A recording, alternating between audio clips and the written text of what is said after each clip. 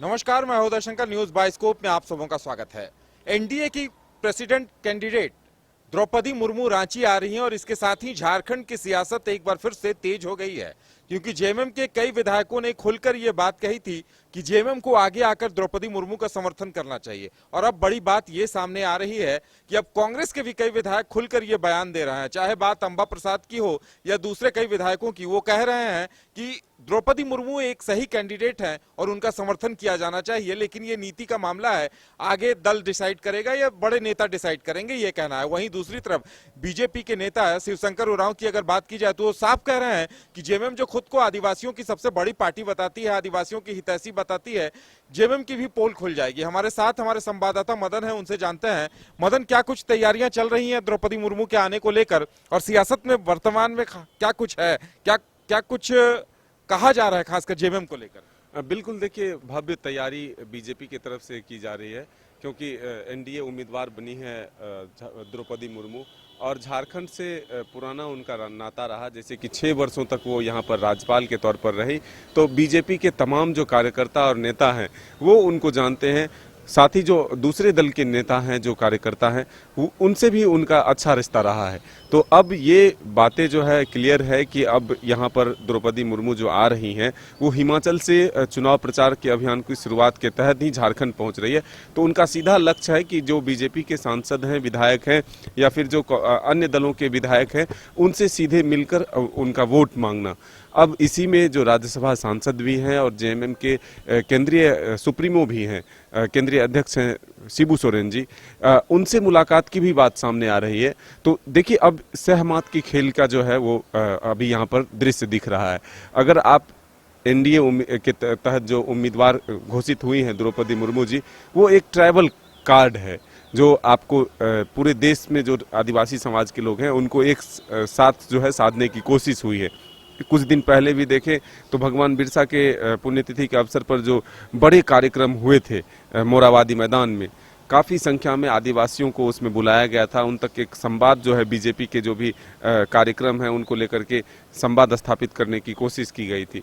तो अब दूसरा जो यह बड़ा एक चेहरा जो राष्ट्रपति के तौर पर उम्मीदवार बनाया गया है द्रौपदी मुर्मू को, ऐसे में अब जेएमएम के सामने ये धर्म संकट की स्थिति जरूर उत्पन्न हुई है कि वो गठबंधन धर्म का पालन करती है या फिर जो एनडीए के प्रत्याशी हैं द्रौपदी मुर्मू, क्योंकि वो आदिवासी समाज से आती हैं, वो एक महिला है और देश के सर्वोच्च पद के लिए उनका नाम जो है अनाउंस किया गया है। तो ऐसे में अगर वो उनको समर्थन नहीं देते हैं तो फिर जो बीजेपी के तरफ से जो एक आरोप लग रहा है कि आदिवासी के सबसे बड़े हितैषी अगर जेएमएम अपने आप को मानती है, तो फिर क्या एक आदिवासी चेहरा को या एक आदिवासी महिला को वो किस तरह से नज़रअंदाज कर सकते हैं। तो ये इंतज़ार है बीजेपी को कि एक्सपोज किया जाए, जो जेएमएम की राजनीति है उसको एक्सपोज किया जाए। तो अब वहीं जो जेएमएम की तरफ से नेता हैं वो एक इंतज़ार कर रहे हैं कि द्रौपदी मुर्मू झारखंड पहुँचे और वो शिबू सोरेन तक मिलने पहुंचे, तो वो एक मैसेज जाएगा कि द्रौपदी मुर्मू उनके घर तक पहुंचे, उनसे वो वोट की अपील की, इसलिए वो एक आदिवासी महिला है और समाज से आती है, इसलिए उनका वोट जो है वो जेएमएम का वोट अब द्रौपदी मुर्मू को जाएगा। मदन, अगर पूरे घटनाक्रम को देखा जाए तो जेएमएम इस बात के लिए मीटिंग करती है कि द्रौपदी मुर्मू को समर्थन दिया जाए या नहीं दिया जाए। उसके बाद नलिन सोरेन कहते हैं कि हमारे कुछ ग्रीवांसेस हैं, और हेमंत सोरेन अमित शाह से मिलते भी हैं, और उसके बाद द्रौपदी मुर्मू का उनकी मुलाकात गुरुजी से तय होती है। और अब सीधी सी बात है कि अगर द्रौपदी मुर्मू गुरुजी से मिलती हैं और एक तरह से गुरुजी को अधिकृत भी किया गया है, तो जेएमएम ये कह सकती है कि गुरुजी ने आश्वासन दे दिया या उन्होंने समर्थन दे दिया। बिल्कुल यही हम कह रहे हैं कि बस एक जो इंतजार है जेएमएम की तरफ से कि वो कांग्रेस को सीधे तौर पर इनकार नहीं कर सकते क्योंकि गठबंधन में शामिल हैं। तो बस एक बहाना होगा ये कि अब द्रौपदी मुर्मू जो है वो सीधे गुरुजी से मिलने पहुंची है और वो अपना समर्थन मांग रही है। तो एक तरफ तो उनका जो अपना वोटिंग है, यानी जो वोट का आधार है आदिवासी समाज जो उनसे जुड़ा हुआ है जेएमएम से, वो खिसक ना जाए, उसको बचाने में वो कामयाब होंगे। बहाना भले ही ये होगा कि गुरुजी से मिलने के लिए जो द्रौपदी मुर्मू है राष्ट्रपति उम्मीदवार, वो पहुंची है, और जब कोई दरवाजे तक पहुंच जाए तो उसे खाली नहीं लौटाया जाता है।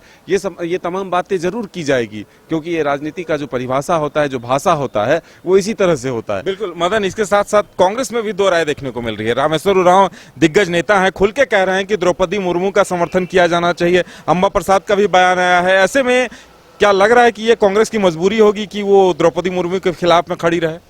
बिल्कुल, देखिए झारखंड से ही यूपीए के उम्मीदवार भी यशवंत सिन्हा आते हैं।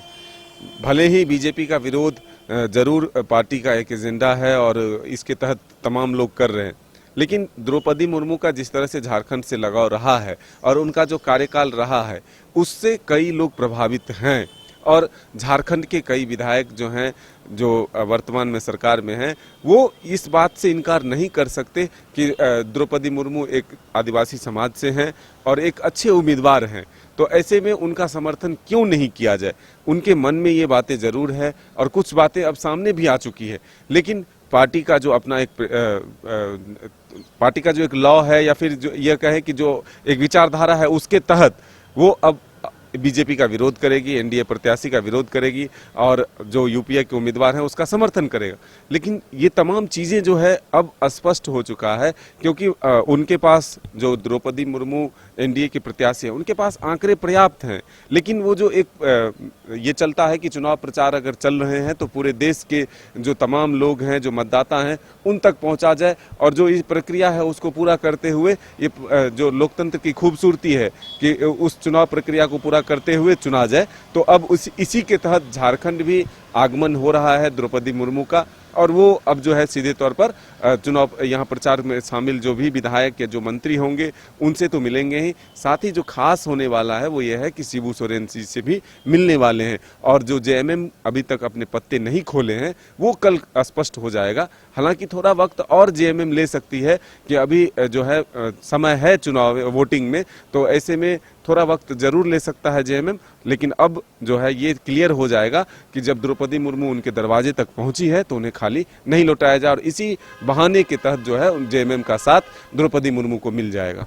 बहरहाल अब द्रौपदी मुर्मू आ रही हैं तो ये देखने वाली बात होगी कि जेएमएम तत्काल समर्थन का ऐलान कर देती है या वक्त लेती है। लेकिन इतना जरूर है कि बीजेपी ने इस कार्ड के जरिए ये मैसेज जरूर दे दिया है कि उसने एक आदिवासी प्रत्याशी को राष्ट्रपति उम्मीदवार बना दिया है।